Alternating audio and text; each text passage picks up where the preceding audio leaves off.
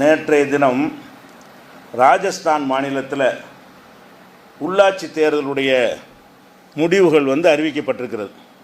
உள்ளாட்சின்னா நகரசபை தலைவர், பஞ்சாயத்து போர்டு தலைவர், ஊராட்சி ஒன்றிய தலைவர், கிராம பஞ்சாயத்து தலைவர், இதுக்கெல்லாம் உள்ளூர் தேர்தல் நடக்கும்ல, அந்த தேர்தல் நடந்து நேற்று ரிசல்ட் வெளியிட்டிருக்கிறாங்க.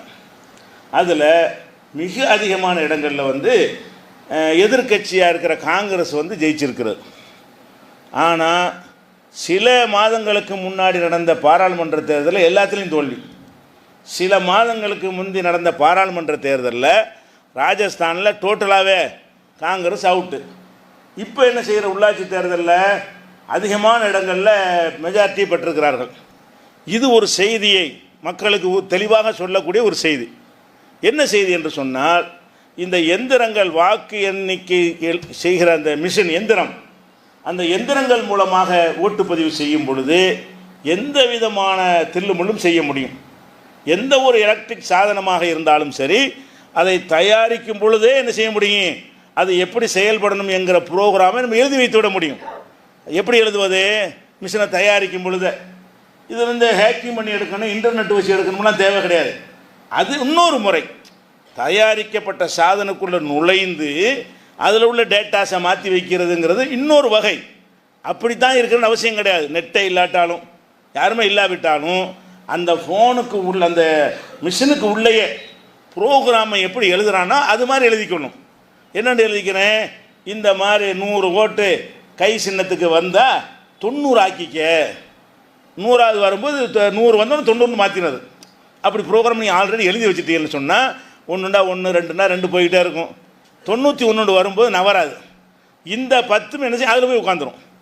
இப்படி தயாரிக்கும் செய்ய முடியுமா? முடியாது. என்னவும் செய்யலாம். மின் சாதனங்களை எதிர்த்து எலக்ட்ரானிக் சாதனம், மின்னணு சாதனங்களை எதை நீங்கள் எடுத்துக்கொண்டாலும் சரி, எந்த மாதிரி வேண்டுமானாலும் என்ன செய்யலாம், மாற்றலாம். நீங்களே இந்த ஆண்ட்ராய்டு ஃபோன் வச்சுருக்கிறீங்க, அந்த ஃபோனில் இருந்து ஒரு மெசேஜ் அனுப்புகிறீங்க. நீங்கள் அமெரிக்காவில் அனுப்புகிற மாதிரி அனுப்ப முடியுமா? முடியாதா? நீங்கள் இங்கே உட்காந்துருப்பீங்க, உங்கள் ஃபோன்லேருந்து என்ன செய்கிறீங்க, அனுப்புறீங்க, விபிஎன்னை போட்டு அனுப்புனீங்கன்னு சொன்னால் நீங்கள் அனுப்புகிற மெசேஜ் ஆஸ்திரேலியாவில் அவன் நினச்சிக்கிடுவான். உள்ள நெட்டு ஐபி அட்ரஸை பார்த்தீங்கன்னா ஆஸ்திரேலியான்னு காட்டும். ஆனால் இங்கே தான் இருக்கிறீங்க. அப்போ இங்கே உட்காந்துக்கிட்டு ஆஸ்திரேலியாவில் இருக்கிற, அமெரிக்காவில் இருக்கிற மாதிரி எல்லாம் செய்ய முடியும்னா, சாதாரண ஒரு ஆண்ட்ராய்டு ஃபோனில் இது செய்ய முடியுதுன்னு சொன்னால், இவ்வளோ பல கோடிகள் மதிப்புடைய மிஷின்களை தயாரிக்கிற ஆர்டர் எடுத்துனதெல்லாம் முடியாதா? அப்போ அழகாக செட்டிங் பண்ணி வைத்து தான் இந்த வெற்றியை பெற்றிருக்கிறார்கள். மக்களுடைய கொந்தளிப்புக்கு ஏற்ப அந்த முடிவு அமையலைன்னு சொன்னவன் அதை உறுதிப்படுத்த விதமாக இந்த முடிவு இருக்கிறது. 3 மாதத்துக்கு 2 மாதத்துக்கு 3 மாதத்துக்கு முன்னாடி டோட்டல் 0, ஒரு இடம் கூட ஜெயிக்க முடியலை. அதிகமான இடங்களில் வாரிட்டு வர்றாங்கன்னா புதுசாக செல்வாக்கு பெருகிருச்சா? புதுசாக ஏதாவது மக்களுடைய வரவேற்பு பெற்றுச்சா? புதுசாக ஏதாவது நிகழ்ந்து அரசுக்கு எதிரான ஒரு அதிருப்தியால் வந்துருச்சா? ஒன்றுமே வரல. அதே நிலை தான் நீடிக்கிறது. புதுசாக எந்த மாற்றம் வரவே இல்லை. அப்படி இருக்கும்பொழுது ரிசல்ட் வருதுன்னு சொன்னால், இந்த ரிசல்ட் தான் அப்பவும் இருந்திருக்கிறது. மிஷினு மாற்றிருக்கிறது. இப்போ உள்ளாட்சி தேர்தலில் என்ன மாதிரி ரிசல்ட் வந்திருக்கிறதோ அந்த ரிசல்ட்டு தான் முன்னாடியும் வந்திருக்கிறது. அந்த மிஷினில் ப்ரோக்ராம் பண்ணி வச்ச காரணத்தினால இதை கண்டுபிடிச்சிடக்கூடாங்கிறக்கா என்ன செய்கிறாங்கன்னு கேட்டால், ரோட்டில் மிஷின்கள்லாம் அள்ளி போட்டுட்டு அந்த கிடக்குது, அதுக்கு இதுக்கு சம்மந்தமே கிடையாது, அவன் டைவெர்ட் பண்ணுறக்கா செய்கிறான். மிஷினை ஆர்டர் பண்ணி செய்யும் பொழுதே தயார் பண்ணி விட்டோம் என்று சொன்னால் எந்த விதமான தில்லு முள்ளும் செய்யலாம். அந்த தில்லு முள்ளு நடந்திருக்கு என்று சொல்லக்கூடியதை உறுதிப்படுத்தக்கூடிய விதத்தில் இந்த எலெக்ஷனுடைய முடிவு அமைந்திருக்கிறது.